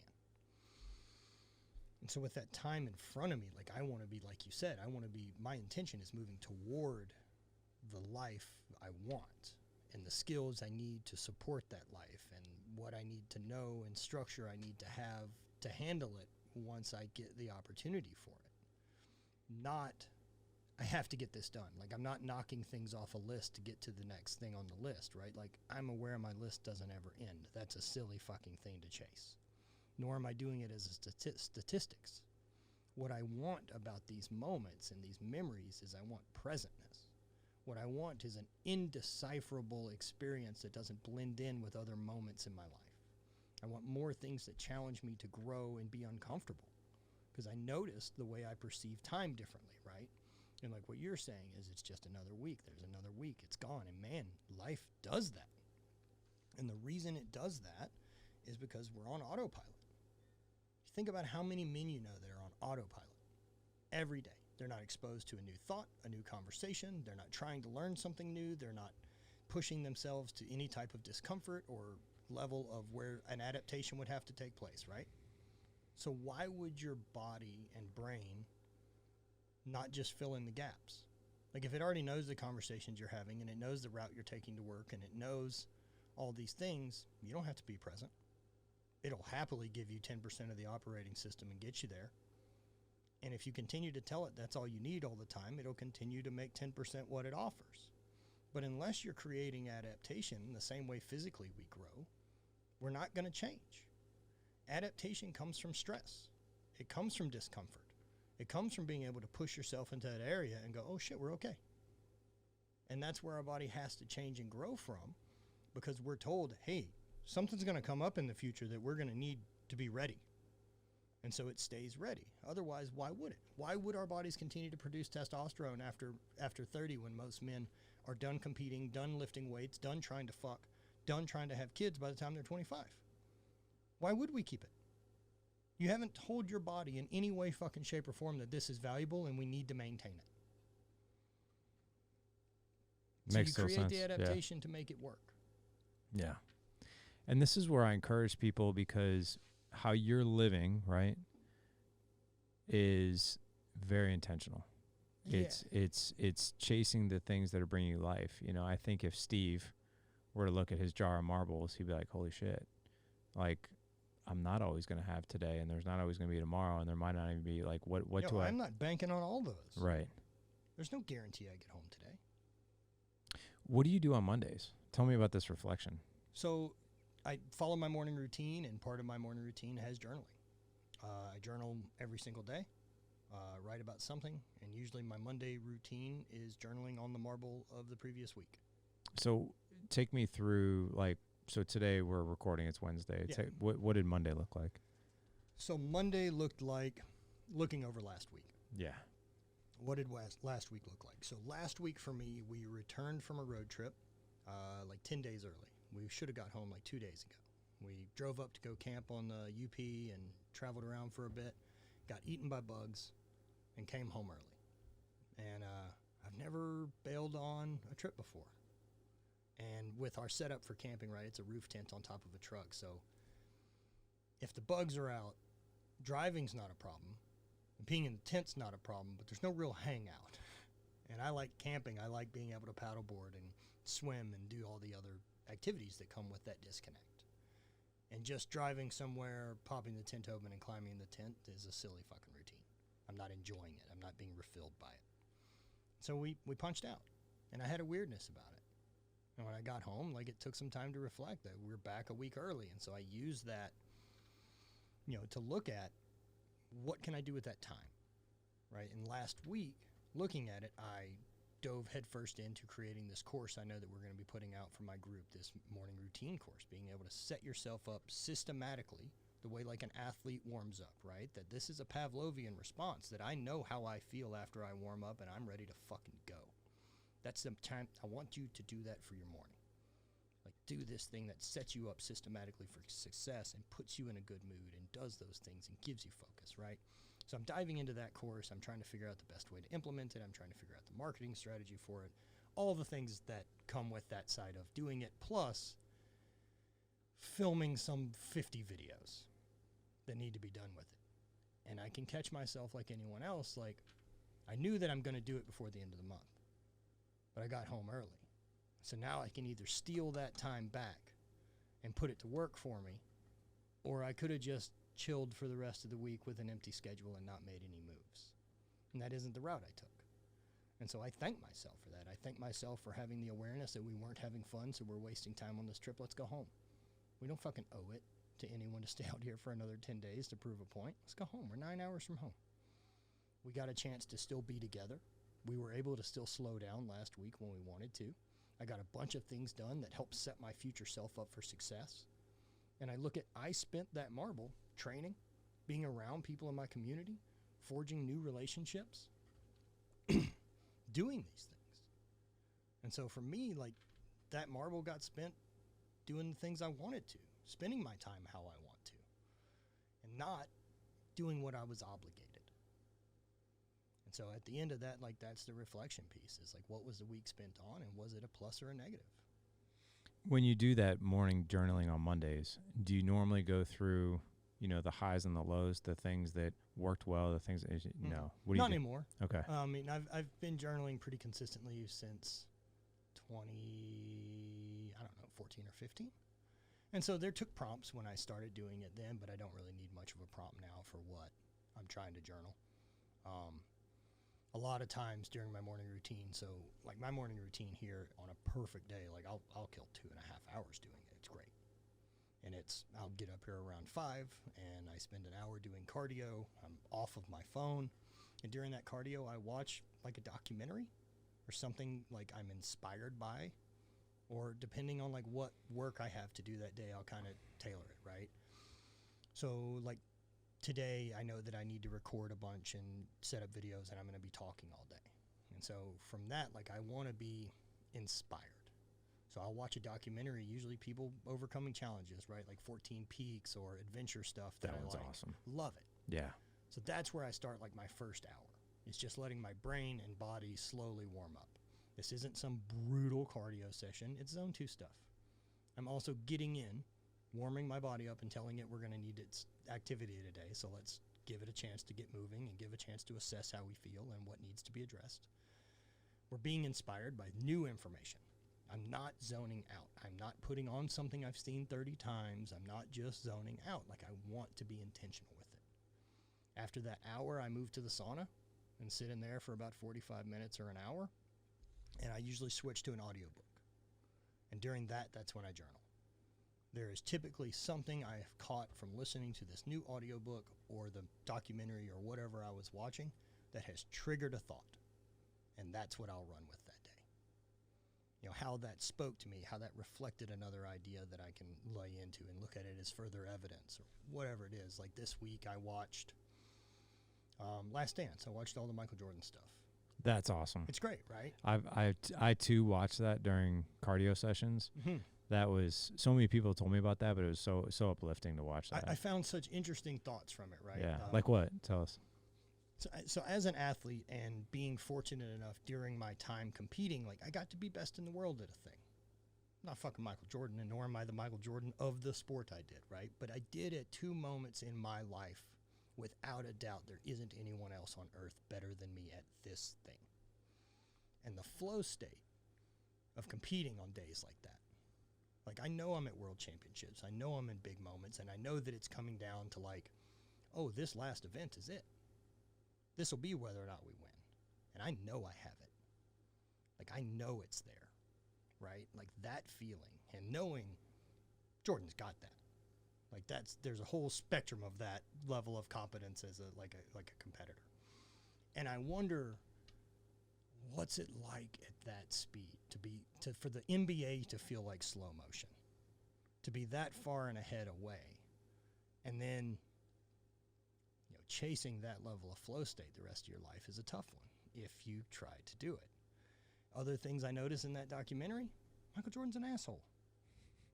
I'm not surprised by this. How many world champions have you met? How many best in the world people have you met? Lance Armstrong, Michael Jordan, they're assholes. You know why? Because they have such singular level of focus that you can't begin to understand. They're not regular people like us. They're fucking aliens. I've got pieces of it, but I don't have what they've got. Like, I know the full levels of that insanity. Like, I may be outside of the bell curve and in the top percentage of people, but in that top percentage, I'm not in the top percentage. Your Kobe Bryants, your fucking hardcore competitors, Ryan Krauser, who's a shot putter, these greats. They get it done when it counts. Like, that shit. I love it. And I'm not surprised by those guys being assholes. I don't know why we want our superheroes to be mortal, to make us feel better. They're not like us. Mm-hmm. Just watch the fucking show. Enjoy when you get to see someone who's such a high-level freak that they've got not just the discipline, but they've got the gifts. And they've got the mindset to get it done. Because it takes all three to really be incredible.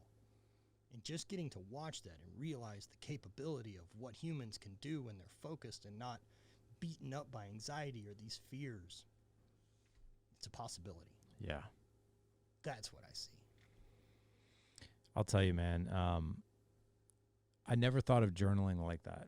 And what I mean by that is getting inspired by something, whether that's, I always thought that journaling thoughts came before seeing or hearing something that might trigger an inspiring thought, if that makes sense. See, there's not a right or wrong way, right? Like, no, there's not. But for me, I'll be honest, like, journaling has always been a tough one. I've got books out, I actually enjoy writing books. And when I'm in the writing process, I enjoy it.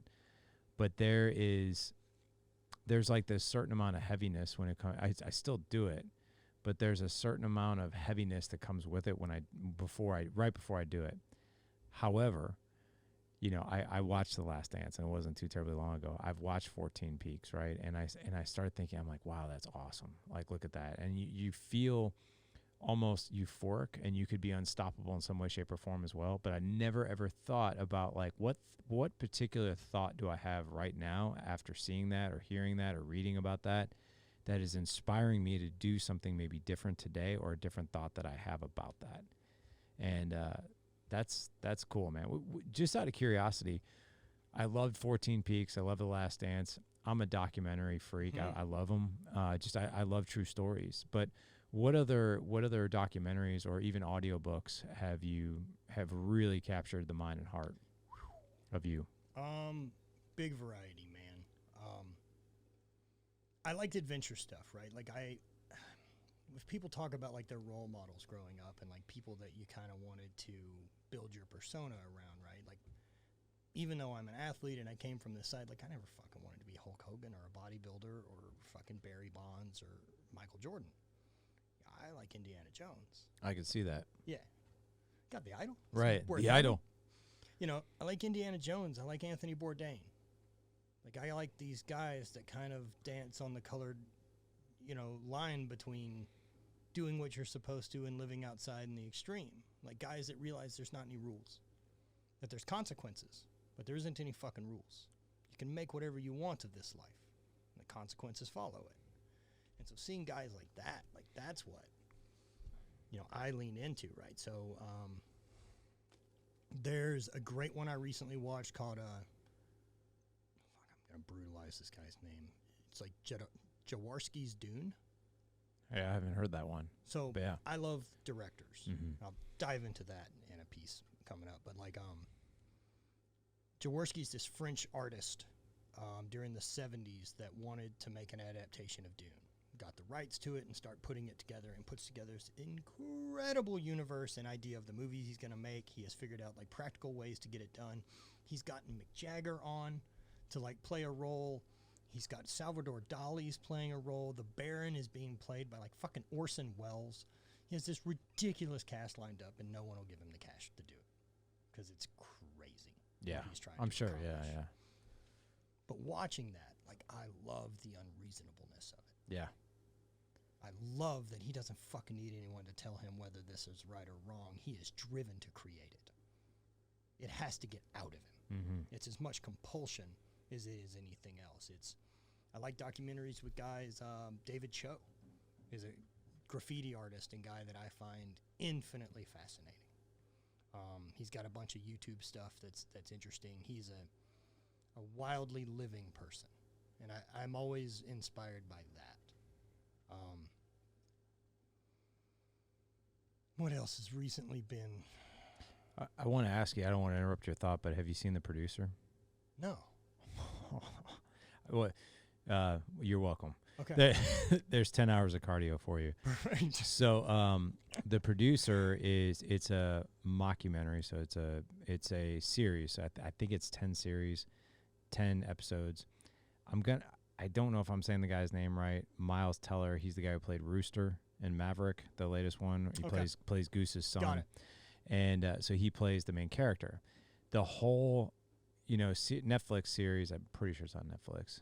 If not, it's on Prime or whatever. But anyway, it's all about how the movie The Godfather came to be. Oh, incredible. Oh my God, dude. But it's a mockumentary about it. Yeah, so he plays.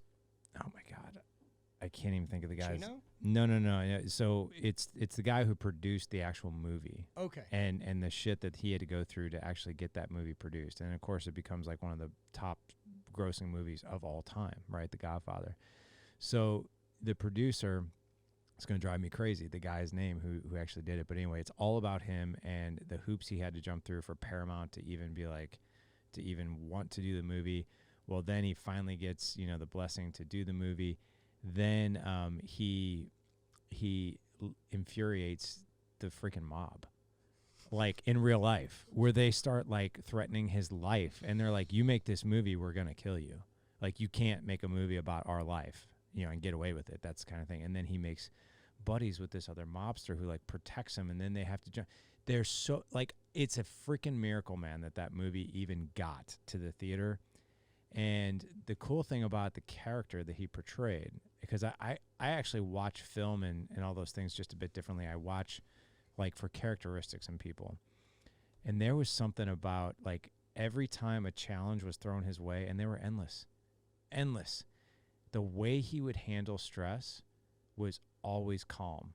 His team would be like, oh my God, this just happened. You can't, like, they're like, dude, you just got shot at by the mob. You can't produce this film. And he's just like, yeah, well, Disagree. He's like, well, we're going to do it. It'll work out. And here's how we're going to do it. But he was always calm.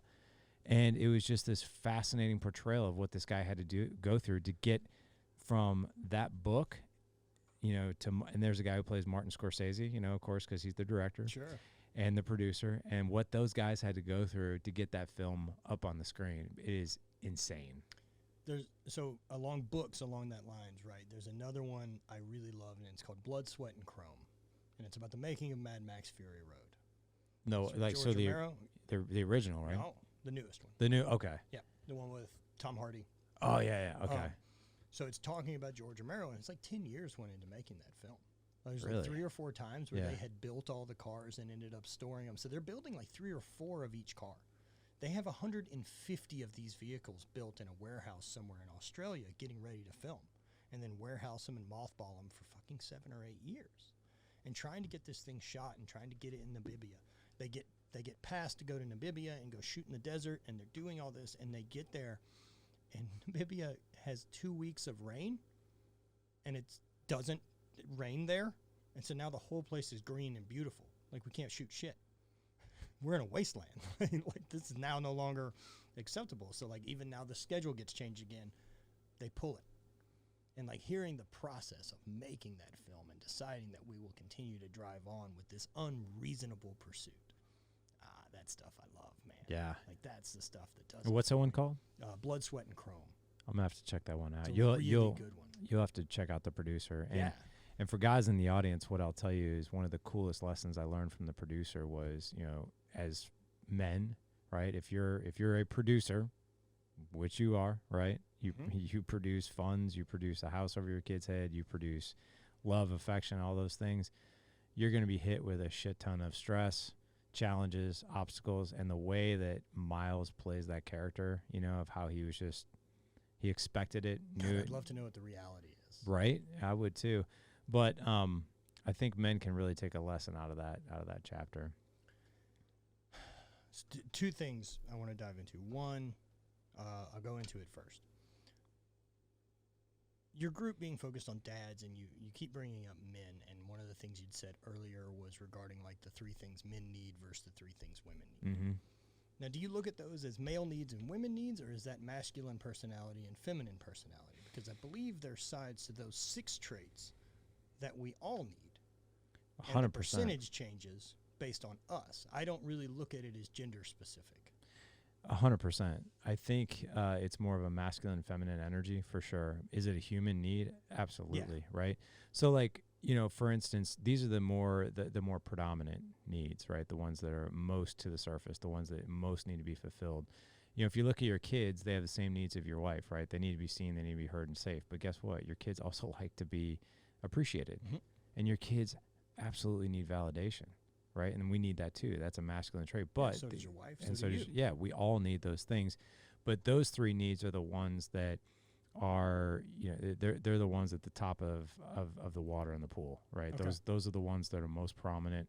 So if you want to move the needle the easiest and the most effectively, those are the levers to pull with your wife, and for her with you. So are you looking at those, right? That, like, if we're looking at like Maslow's hierarchy of needs, right, and we leave what is food, water, shelter at the bottom rung of it, and food, taken care of. Next becomes community, becomes love, and becomes connection.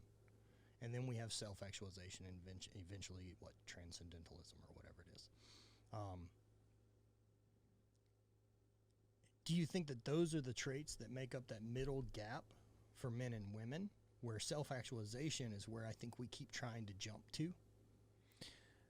I think for a harmonious relationship, the ones that, so like, I think a lot of people, we try to overcomplicate, and I'm just putting this in the box of like a man and a wife, right?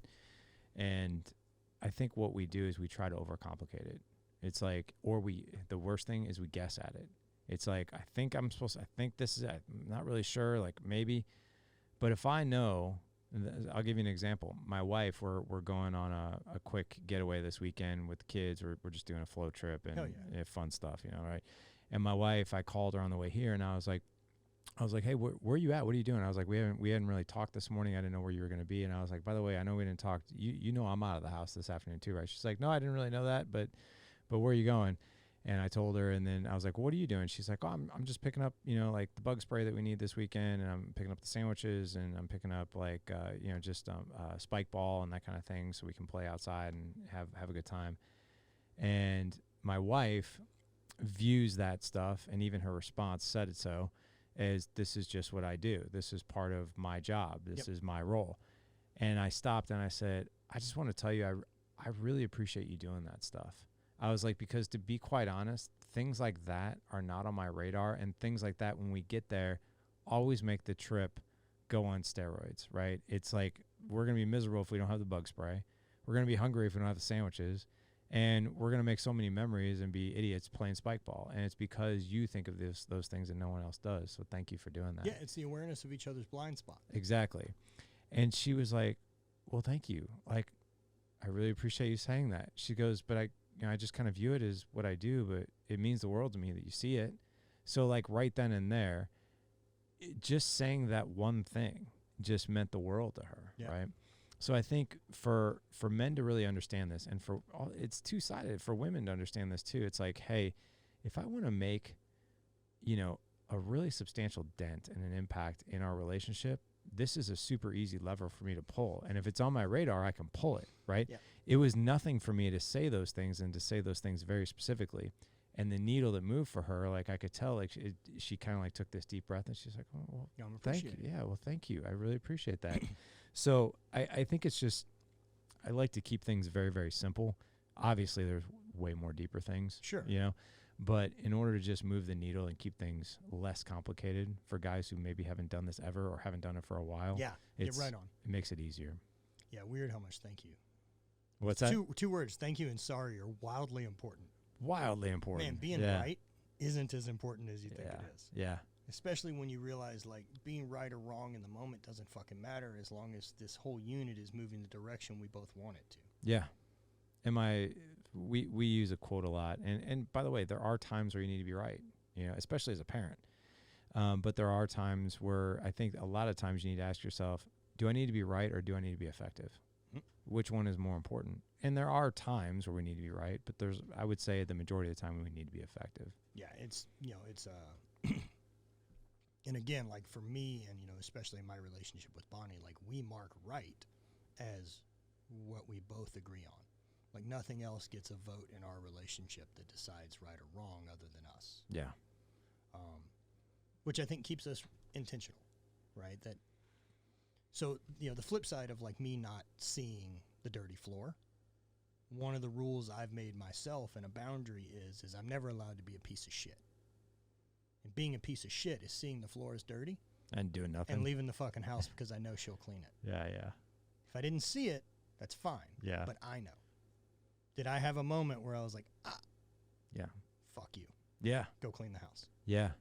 Same thing with the dishwasher or any of this. Like, I'm not allowed to pull a clean thing out of the dishwasher and then close the dishwasher back.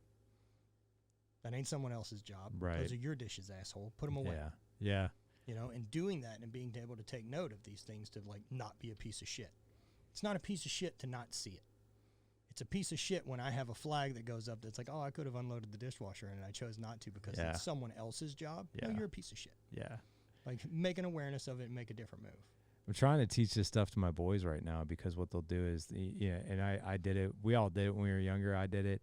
Is like you go to throw something in the trash can in your bathroom or whatever, and it misses. Like it could be something as like the empty toilet paper roll or whatever, and you're just like, it goes behind the trash can. You're like, I'm just gonna leave that for somebody else. So like I've tried to echo that, like through the rest of my life, and I use that kind of as this. There can't be an action I take that gets in the way of someone else's pursuit today, like on purpose because I don't have time or like my pursuit's more valuable, right? Like, so throwing something in the trash and it not making it in the trash can and me not putting it in because magically it'll end up gone at some point. Right. The fairies will come in and grab it for you. Not acceptable. Yeah. Not acceptable, man. Like, in no way am I allowed to be like, oh, someone else picked that up. Yeah. No, fuck that. Be accountable. Yeah. Because that's what I want to be in a world of people like. And the only thing I can do to affect that is hold myself to that standard. And that's all any of us have to be responsible of doing. I'm not in any control of how you choose to operate your fucking day, and honestly, I don't care. What I'm in control of is me and the thoughts and actions I have. The other thing I wanted to come back to is intentional regarding, like, film. And one of those things that echoed to me, and it really changed my mindset a lot about stuff, is like the screen that you're watching for a movie, right? Like this real estate. That's the only space the director has to tell you story. So everything on that screen, and especially depending on director, should be intentional. This isn't a moving world that we entered in, right? This is a set that got built. These are characters and costumes. This is things that are being said. These are mannerisms that are being judged. These are pictures in the background that should have an ability to tell more story and add depth. You know, we can see the wear on stuff instead of it being bright and shiny and new. Like, there's different ways to tell a story, and it's intentional. And good directors, Wes Anderson, your Christopher Nolan, your Tarantino, these guys, right? Like, everything on the screen was chosen. From the color of the wall, to the type of style of clothes that guys wear, to the haircut he has, it is all depth to build a universe. And so for me, with my life, I want to be intentional with the choices I make to build my universe and be around the things that I want to be around. So I want to have as much control and as much intention over the things I really get control over, which would be like media I consume, my reaction to what other stressors show up, the people I surround myself with, the food I choose to intake, the effort I choose to put out. Those are the things I'm in control of. Most people that claim to be control freaks are only concerned with the outside shit. Shit they never had a control over anyway. Very few people are that in control of their own shit. And so being that intentional with everything in your life that way, that like a top director does, like, I love that idea of it, of curating your whole thing. Yeah, I agree. And, I often think about, so I'm going to have Sean Patrick Flannery on the podcast. Oh, right on. Do you know who that is? Yeah. Sean is... He was in Nefarious. Wait. Also Boondock Saints. Yeah, okay. Yeah. Yeah, that's where I thought I knew him. He's not the Walking Dead guy, the other one. No, yeah, Bernthal's the Walking Dead guy. I think I know a guy that hooked... No, one of the Boondock Saints guys is a Walking Dead guy. Yeah, the other guy. You're right. Yeah. I think I had a friend that banged him one time. Are you... Yeah. Side note. That's hilarious. But I just had a podcast guest on. I want to go, before we close out, I want to go with this theme of playing the character that you truly want to play in your life. Yeah. And as a director, you get to curate the entire scene, right? And I think you said that beautifully. The characters that are played, though, right, they get to play that character, right? And I think, most actors, have you seen that new movie, Nefarious? I have not seen that one. Oh, dude, that's another cardio movie for you. Okay. That one will rock your world. The whole movie is between an inmate who is on death row. He's basically gonna be put to death in, I think, 8 hours, and then a psychiatrist who has to decide whether he's insane or sane. And what he doesn't know is Sean Patrick Flannery plays the inmate who's on death row, and he's possessed by a demon. Okay. And the psychiatrist has to decipher, are you insane or are you actually possessed? And come to find out, like, I'm not going to ruin it for you, Sure. but it's Sean Patrick Flannery's part is, and I'm a movie and acting, but I love watching that stuff. It's probably one of the best pieces of acting I've ever seen in my life. Oh, right on. If it wasn't more, I think... Like kind of along the lines of like Cape Fear. Do you remember Ed Norton doing that, where he's playing like bipolar or schizophrenic? Something with multiple personalities. Yeah, I have... Oh, we talking about Primal Fear. Primal Fear. Yeah, sorry, that not one. Cape Fear. No, that one blew my mind. Cape Fear's a place. Yeah, but no, that's also a movie too. Another Scorsese movie. It's Robert De Niro. Yeah, where he's fucking trying to hook up with Juliette Lewis. Right. But yeah, Edward Norton plays like this crazy both roles, right? But anyway, the character that these actors play, right? I think we forget that. Do you know who Todd Herman is, by the way? He wrote the book The Alter Ego Effect. Mm-mm.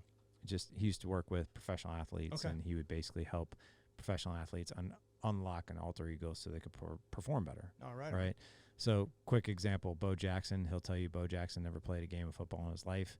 It was actually Jason Voorhees, the cold-blooded killer out there. And Camp Crystal Lake. yeah, when he put his lid on, that's who he was. But anyway, I think we can really play. We can either be the supporting role in our life, or we can be the main character, right? And I think we forget, because we always lean on like, well, this is just the way I am, and this is just the way life is. Just the way I am. Just the way I am. Man, what a defeating idea. Oh my God. Versus like, no, this is who I can be. This is who I can become. This is the part that I can play, right? One of my clients, he has a really hard time, and it was because of the story he tells himself. He's like, I asked him before I started working with him, I was like, what is your overall goal here? What do you want? And he's like, I want to improve my marriage, but I want to be able to play with my kids. And I just kind of I was like, well, what's preventing you? Yeah. And I said, well, what's preventing you from just playing with your kids? He's like, I'm not very good at playing with my kids. And I'm like, and of course, that's the reason, right? It's the story. Versus like, what would it be like if you envisioned yourself? I don't really like this analogy because I wasn't the biggest fan of Mr. Rogers growing up, but Mr. Rogers was able to unlock this part of his personality, and his wife will tell you that the reason he was the way he was because he had a problem with patience. He had a problem with temper. He had demons, but he leveraged that part of him and created this part of who he actually became to become the person that he wanted to become, and that was that person. So I think as we live this life and we have our jar of marbles, we don't have to default to that, well, this is just the way life is, and this is... None of it's true. Right. And so share, as we wrap up here, men who are saying that, human beings who are saying that to themselves. That's just who I am. Yeah. Yeah, right. Like they're 30 and this is just who I am. This is just who I am. Ride out the rest of this as is. Right. They're not looking at this jar of marbles every time they go into their office. What do you tell them? You can change all of it. Right? Like you can change all of it. Your mindset's a big chunk of it. Your mindset and the availability for you to understand that you're capable of changing it. That it's simply the actions you take will become your habits, and your habits become the things that are valuable to you. They shape you. Pretending that you're stuck in a place is that fallacy of sunk cost, right? That like I've already spent 10 years in this career I fucking hate. I can't imagine being new at something again. Well, God forbid, my friend. God forbid you have to step outside of this road that you hate being on, instead of just continuing down it, hopefully that it changes, because it won't. Like, you've got to change, and you can change. There isn't, like I like people that break the rules, right? Like, are you familiar with Alex Banyan, Third Door? No, never heard of it. It's a book, and one of the things he talks about in the Third Door is successful people. And so most people look at success and happiness as like waiting in a line behind a velvet rope to get in. And there's a doorman that's kind of holding interest until you cross a certain number of things before they let you into the promised land of success and happiness, right? And we all know there's a back door where celebrities and people born with money or whatever it is that we know get advantage get to it first. But they didn't have to play by the rules. They didn't go through the line. But we also all know there's the third door. And that third door is climbing through the fucking window. That third door is tipping off a chef to get in the room. That third door is figuring out how I work at the venue that they host these events so that I can be in the room when it's going on. Right? There's always another route to it that you can be actionable on instead of waiting for someone to fucking give you permission. And choosing that. There isn't a rule, right? There isn't a physical rule that stops you from doing it. So decide you can change. If you want to be someone new, move. Don't like anything about the way your life has gone, change. Be a completely different person. You can choose to do that. One of my favorite, I like stuff that becomes proof of concept that I can't argue with, right? Like that's a real thing. And so with multiple personalities and people that have divergent personalities, one of those things we've seen, and it's scientifically measured, right, is like we've seen people with different personalities where one of them is diabetic and one isn't. And this shows up in their blood work. right? Like one of them will be killed by fucking insulin and the other one needs it to keep them alive. Same human, but one personality will have this trait. So to pretend that my mindset isn't in more control than it could be is a lie. Like I have proof right here that my brain's capacity to change my body chemistry to make me a different person exists. So I can choose to do different things that make me a different person. I choose different actions. I choose different exposure to things. You can change. And just riding it out for the duration is good enough. Yo, that's what scared me. I was hurt. I was working a regular job. Had a great job. Worked outside sales in the oil and gas industry. Was making 150, 180 grand a year. Easy gig, man. I work out of my house, make phone calls, take people to lunch. It takes like 20 minutes to do that job a week. I don't care for it. I'm not that interested. Because I'm aware of what that future looks like. Like I'm selling all that time to those people to help build their thing. I'm not that interested. I'm going to do with my time as I wish. I'll be responsible for making money with my time, chasing things I'm interested in. Because that's sustainable. Because the more I know me and the more I'm doing things that bring me excitement and enthusiasm and obsession and curiosity, the longer I stay in the game. And the longer I'm in the game, the more successful I am. And that allows me to have failures and try a new thing instead of some expectation that I should know how to do it before I started. You know, that you don't know what you don't know. Just quit being mean to yourself for not fucking knowing it. And be willing to suck at stuff again. Be willing to say, I don't know. Whatever I've been doing doesn't work. Why don't we try something else for once? I mean, even my own personal development, man, I had so many hang-ups around the kookiness, right? Like, we'll call it journaling. We'll call it breath work. We'll call it awareness, self-help books, any of this. I'm an athlete that has been able to find success. Like, what the fuck are you talking about? Daily affirmations and this silly shit. And then at some point I decided to try it. At some point I decided, I've been wrong about a lot of things. Why don't I see what this does before I have an opinion on it? Use the curiosity of it. Like, why don't we just run the experiment? And what does 30 days do if I follow this plan? What changes? If it's good, let's keep it in. If it's not, fuck it, we'll move on. But at least we're figuring stuff out. It's that stagnation, man. Indecision has killed more fucking dreams than wrong decisions. Oh, 100%. Well, this goes back to the failure thing. You know, if a lot of people think that failure is that's the end. But it's not like a moment. Right. Do you read 4-Hour Work Week? Yeah, right? Of course. And yeah. like one of those things in there he talks about I love is like really forecasting what does failure look like. Fucking write it out, dude. Get in your journal. Yeah. What does failure look like? And be honest with yourself. How many things have to go fucked like in a 45-minute window for it really to be the ultimate failure that you're terrified of? Which is, I'm going to fail. I'm going to lose my house. I'm not going to be able to afford my lifestyle. I'm going to have a job I dislike, right? Like, these are all the things that I don't want. Do you know how many things have to fucking go wrong for me to get there? And people think that that is the next step. That's it, right? Like, I make this decision, it goes badly, I'm homeless. Right. It's the same way people think they make this decision, right? That like, oh, I'm finally going to launch this thing I've been talking about. I've been thinking about it for 4 or 5 years, and we're going to launch. I'm like, congratulations, you're at step 1. You're always at step 1. Yeah. Well, failure is part of the process, you know, and you've got to.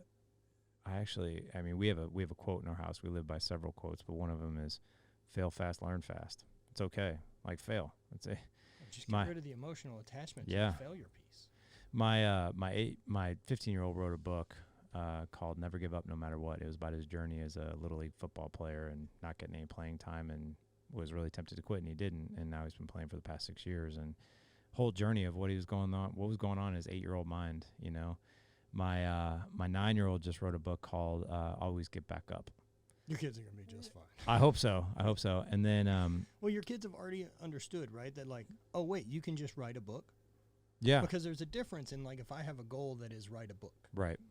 Anyone, you can write a fucking book. You don't need permission to write a book. When you and I were younger, you did. Or is what you're saying is you'd like to be famous for writing a book. Because those are different things, and one of those involves other people having to give a shit. Mm-hmm. That's magic. And there's some magic involved in that happening. Yep. Some of what we do for a living, there's magic involved. But the daily actions I choose aren't. Yep. I'm setting myself up to be able to harness that magic when it ever comes across. Yep.